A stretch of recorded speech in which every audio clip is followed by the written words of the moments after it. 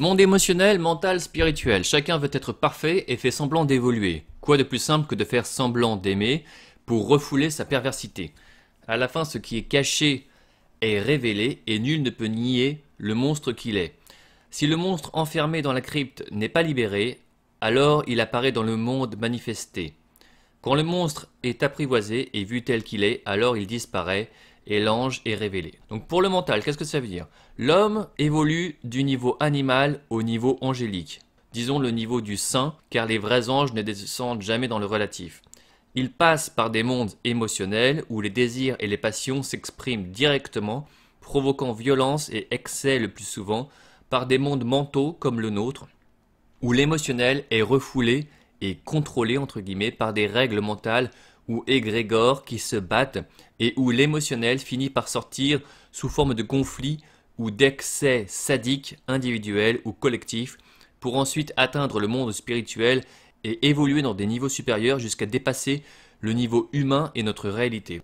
De par la nature du monde où nous évoluons, chacun de nous a le pervers, le fou et le sadique cachés en lui. Un tas de blessures émotionnelles refoulées depuis l'enfance sont présentes en nous.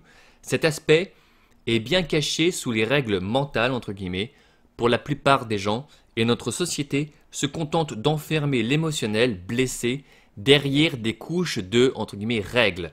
Bien évidemment, l'émotionnel sort de tous les côtés, soit par petites touches, soit en conflit important.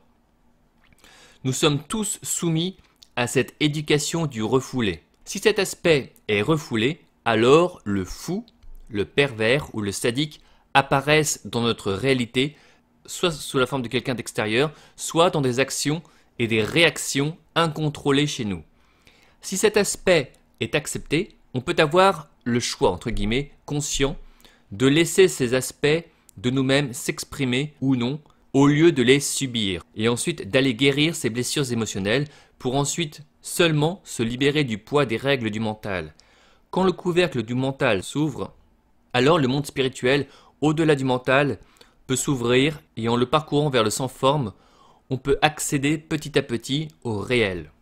Notre monde mental est en train de se transformer en monde spirituel. Cela prendra encore des centaines d'années, mais à terme, tout le monde y viendra.